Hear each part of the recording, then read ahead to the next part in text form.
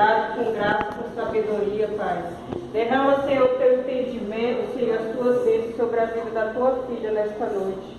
E que ela venha falar tudo que foi ordenado pelo Senhor. E que nós venhamos ouvir, Pai, tudo que é preciso ouvir nesta noite, Pai. Não o que queremos, mas o que o Senhor tem preparado para nós nesta noite.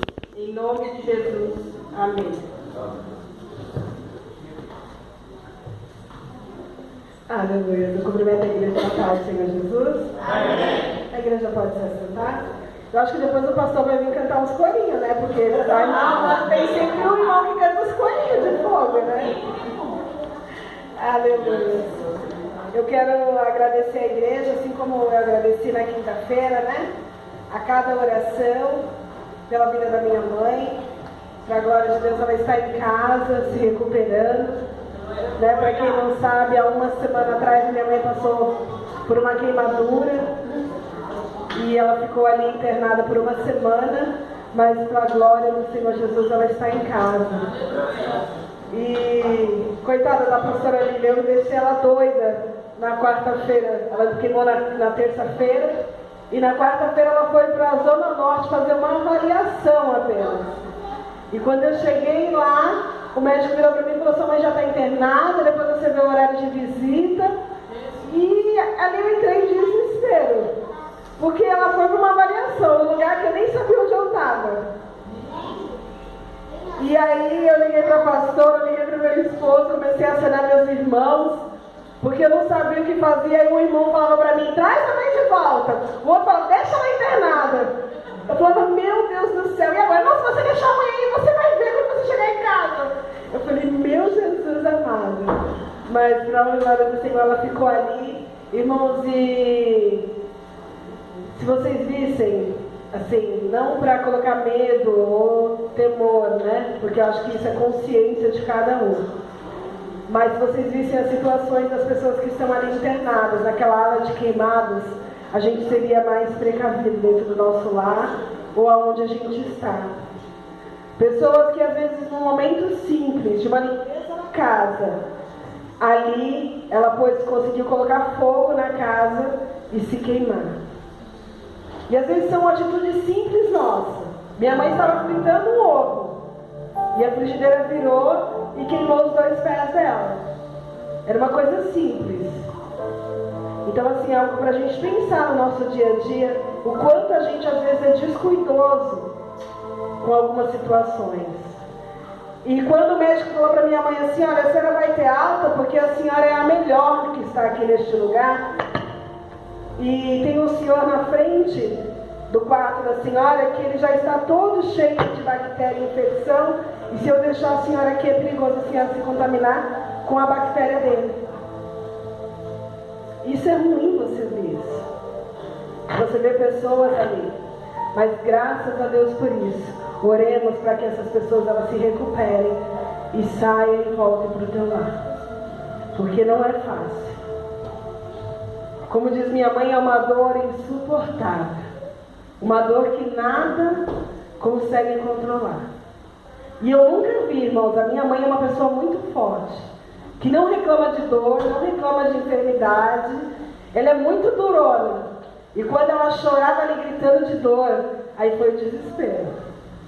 Mas para a glória do Senhor, ela está em casa, está fazendo os curativos na semana, mas ela já está dando os passinhos, já está fazendo assim, né? Aos pouquinhos hoje já queria ir fazer comida, pastor. Eu falei: calma, vamos devagar, vamos devagar. Mas para a glória do Senhor, eu quero trazer para os irmãos nessa noite a palavra que o Senhor colocou no meu coração. Lucas 22, versículo 31.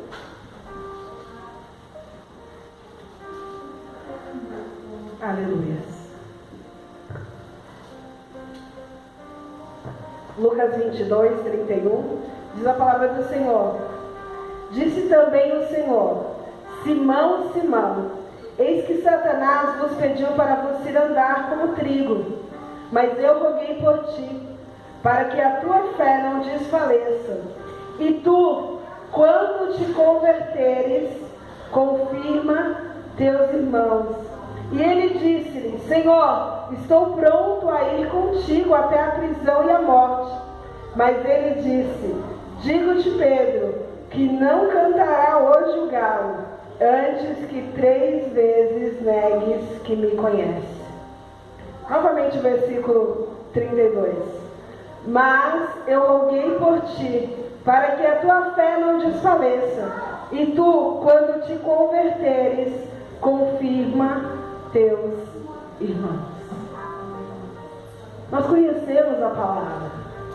E nessa noite o Senhor colocou no meu coração para falarmos sobre Pedro. Conhecemos a história, aquele que negou Jesus, mas eu quero um pouquinho antes falar. Pedro era um homem, até um momento simples, filho de Jonas, irmão de André, conhecido antes como Simão, e depois o Senhor disse que ele seria Pedro, casado, porque nós conhecemos na história da palavra do Senhor que diz que o Senhor Jesus, ele curou a sogra de Pedro. Ele era um pescador, trabalhava com seu pai, e ele era uma pessoa religiosa, mas ele não tinha educação religiosa. Peraí, pastora, como assim? Ele era religioso, mas ele não tinha educação religiosa? Vamos simplificar. Hoje nós conhecemos muitos crentes cristãos, mas que não conhecem a palavra de Deus, não estudam a palavra de Deus. Então, se você falar que aqui é ameixa e sapatear, ele vai acreditar, porque foi Deus que falou. Então, nós vamos ter ali uma pessoa que era religiosa, que ela tinha a crença dela, os costumes, mas ela não tinha o conhecimento.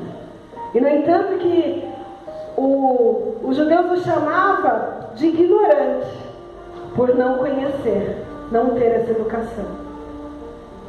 Mas a palavra vai dizer que mesmo ele sendo essa pessoa sem muito conhecimento, em todo o tempo ele era líder.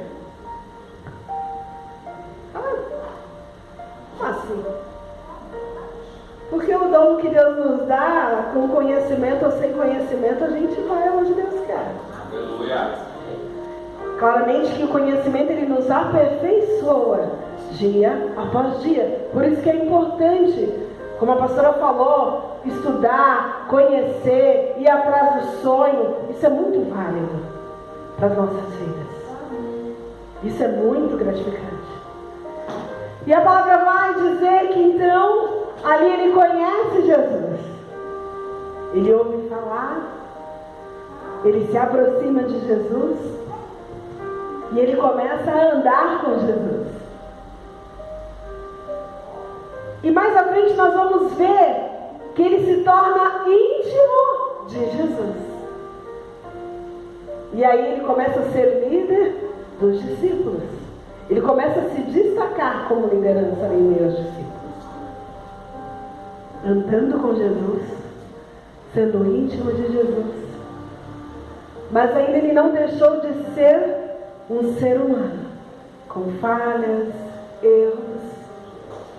Ele continua tendo família, porque muitas vezes, quando nós vamos para Jesus, nós esquecemos que ainda temos uma família. Quando nós vamos para Cristo, eu vou fazer, nossa, eu vou trabalhar para Jesus, mas a sua família ela também tem que estar envolvida com Cristo. Você tem que ser testemunho dentro da tua casa, no meio daqueles que te roubam. Outrora, quando eu conheci, eu retornei para os caminhos do Senhor, eu achava que eu tinha que ser diferente, que eu não podia me misturar com a minha família, porque tinha muitos deles que não estavam aí na igreja. E aí, Rogério, eu só ia para o culto com os irmãos, para a virada do ano com os irmãos, para as festas da igreja, e já não queria participar das festas com a minha família, porque eu achava que eu ia me contaminar. E aí, eu comecei a conhecer Jesus. Comecei a ser conhecida de Cristo.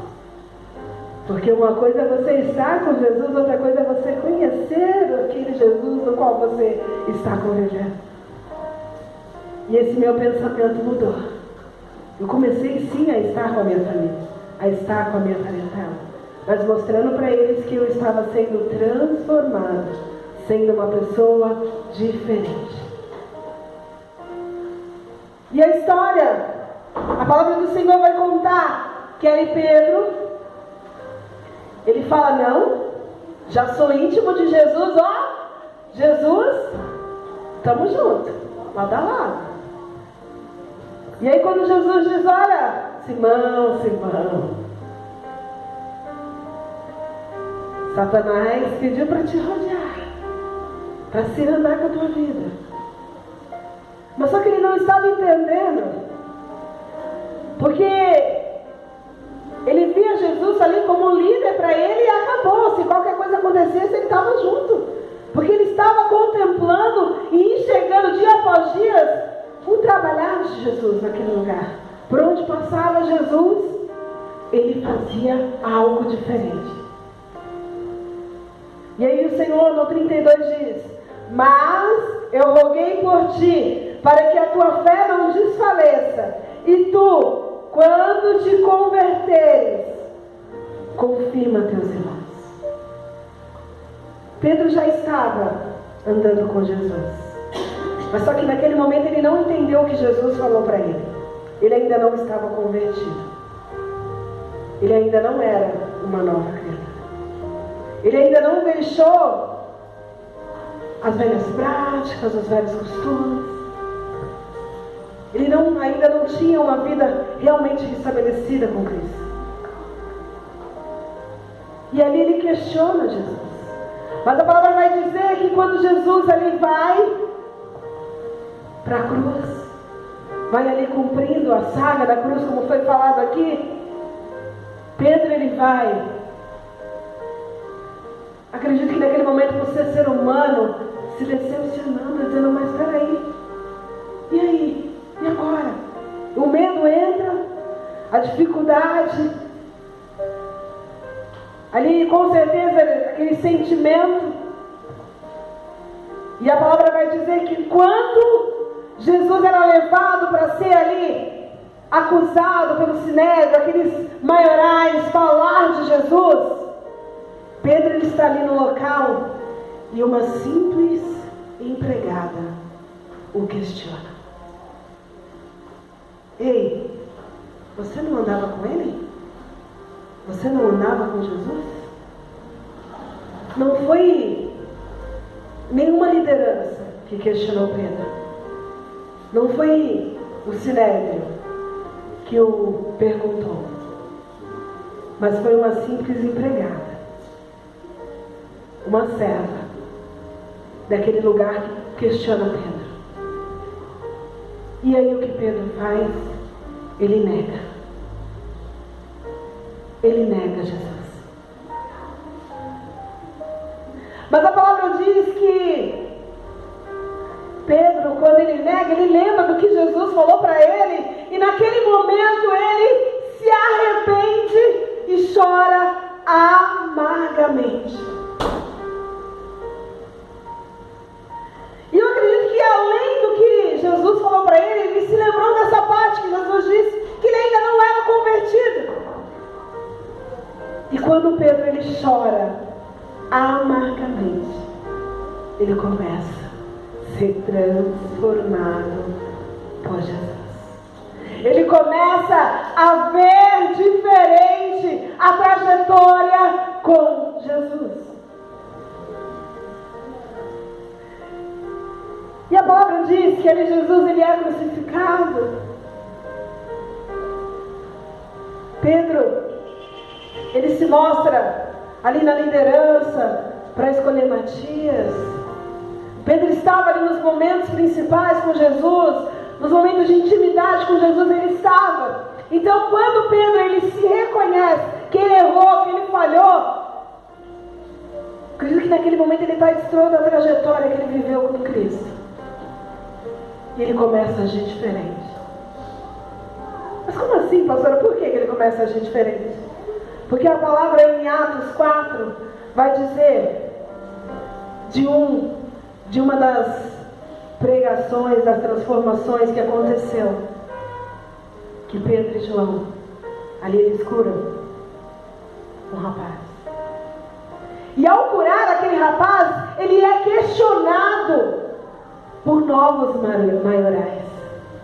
Mas só que naquele momento que ele é questionado, ele tem a autoridade de Jesus sobre a vida dele. E ele vai à frente daqueles homens e diz: olha, sabe aquele Jesus que vocês não quiseram? Sabe aquele Jesus que vocês desprezaram? É no nome desse Jesus que nós expulsamos, que nós cuidamos, que nós trabalhamos sobre a vida daquele rapaz. E aqueles homens, eles não questionam Pedro, sabe por quê? Porque aquele homem que foi curado, ele já tinha 40 anos naquela situação. Então não era uma pessoa qualquer que ninguém conhecia, era alguém conhecido naquele lugar. E aí a autoridade de Pedro, dos discípulos, daqueles que andavam com Jesus e realmente foram transformados por Jesus, a palavra diz que naquele momento mais de 5.000 almas também se renderam aos pés de Jesus. Também reconheceram a graça de Cristo.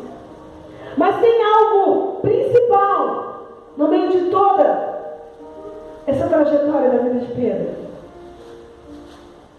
Tem Jesus. Tem um Jesus que ele conheceu carnalmente falando. Homem.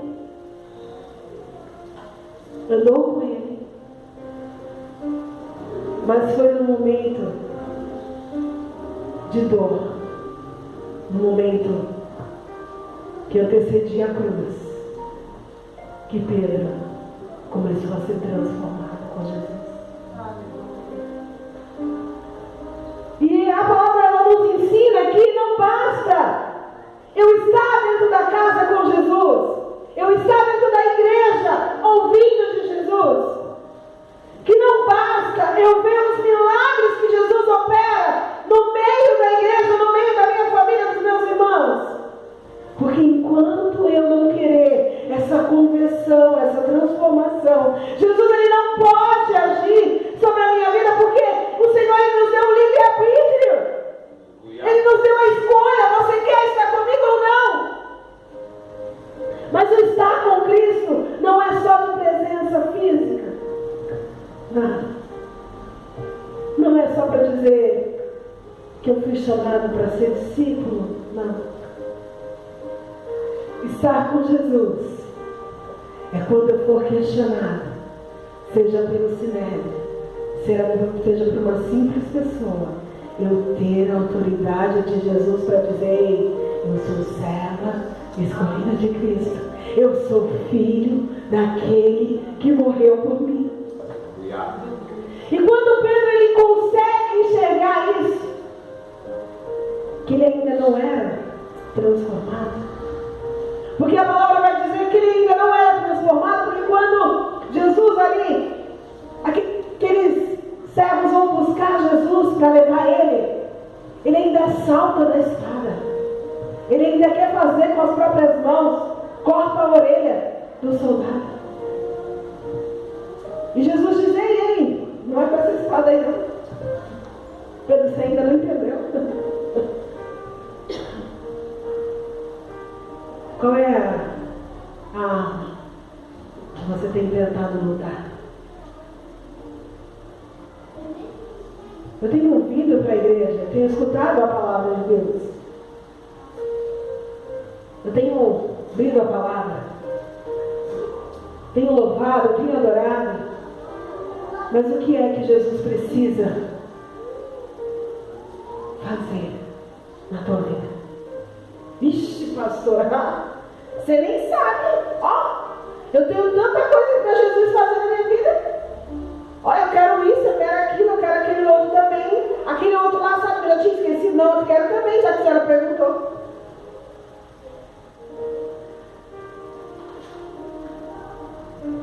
Mas nessa noite, Será que nós conseguimos perguntar para Deus? Senhor, eu sei muitas coisas que eu quero, mas aonde ainda não fui convertida, aonde ainda, Jesus, eu não fui transformada, aonde ainda não deixei o Senhor entrar para fazer a diferença na minha vida? Aonde é? Porque não adianta eu estar na igreja, eu estar em Cristo, se Cristo não está em mim. Não adianta. Eu vou continuar tendo atitudes e ações que não agradam a Cristo. Mas a partir do momento que eu reconhecer que há um Jesus, que Ele veio, morreu e ressurgiu e continua sendo o mesmo de ontem, hoje e eternamente, e que Ele pode adentrar minha vida, que Ele pode me transformar, que Ele pode agir sobre a minha vida. Enquanto eu não der, não abrir os espaços na minha vida para Ele, eu vou continuar falhando, eu vou continuar errando. Mas, pastora, se eu fizer tudo isso, eu vou continuar errando e falhando. Mas a diferença é que quando você reconhece Cristo na tua vida, quando você realmente começa a deixar Ele adentrar e falar e ministrar sobre a tua vida, quando você vai fazer algo errado, você conhece a voz do Mestre. Quando você está tentando se afastar, você conhece a voz do Mestre e está de volta. Quando você pensa, Jesus responde. Quando você nem pensou ainda, Jesus ele chega e fala: ei, peraí.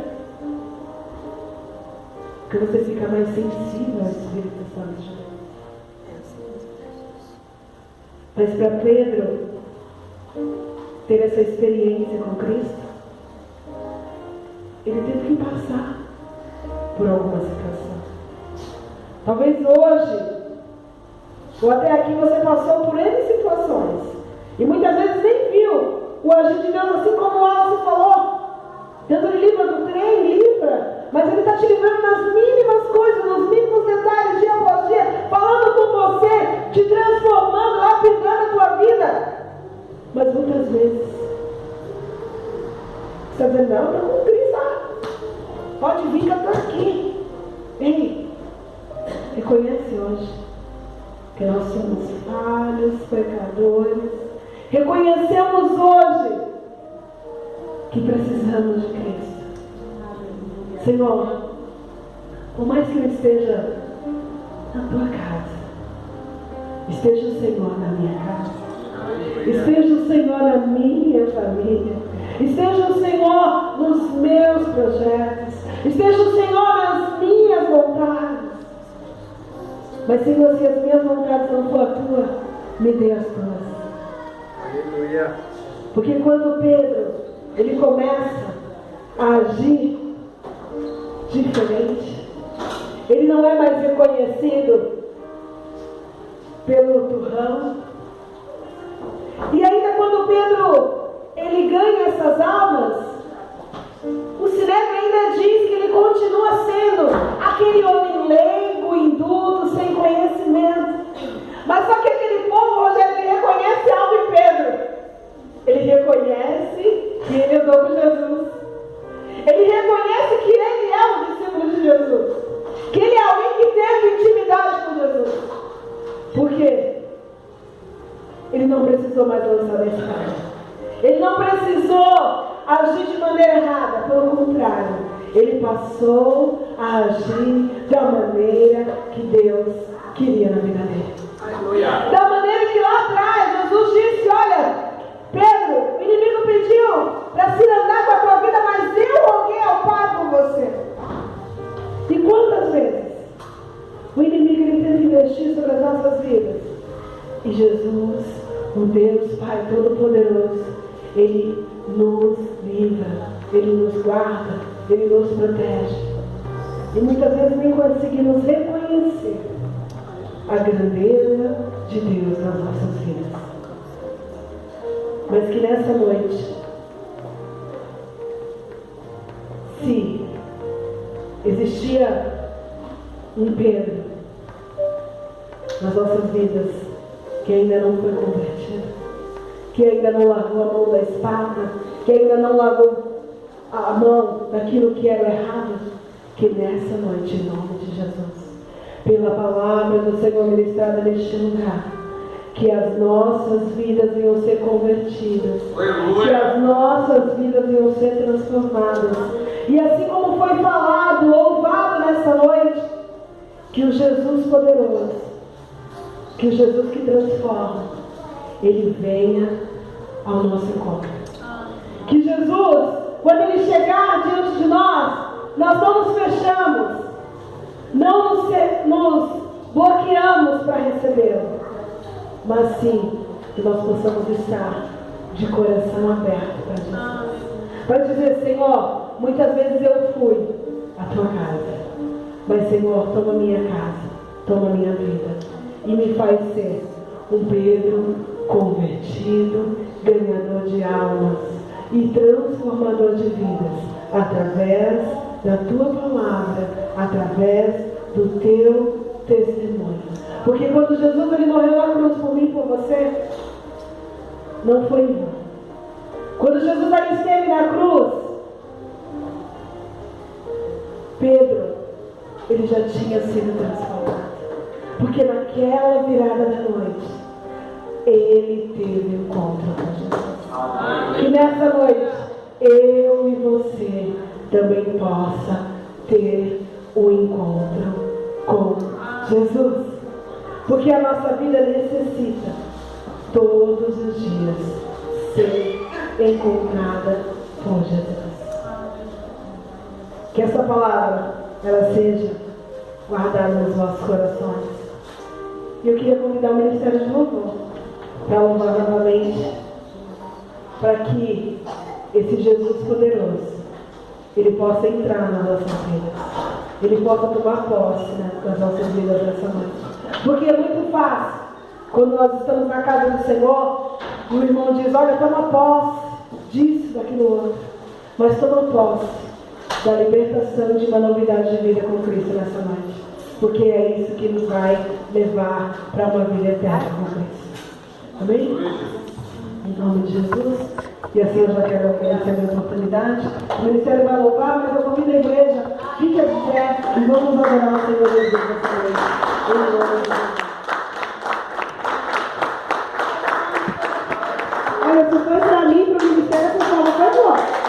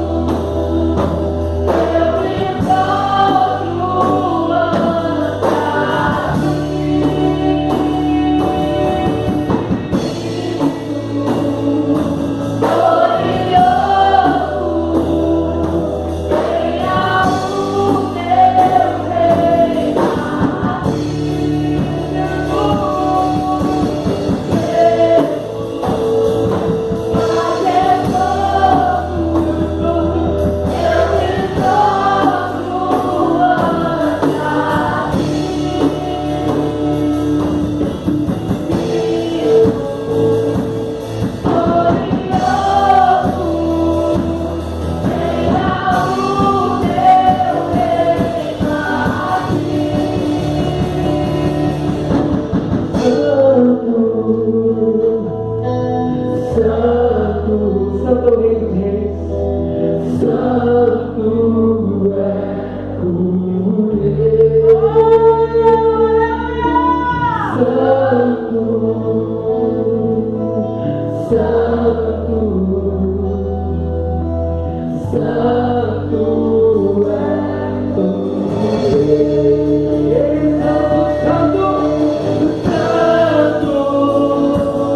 Santo, Santo, Aleluia, foi essa palavra, digna de toda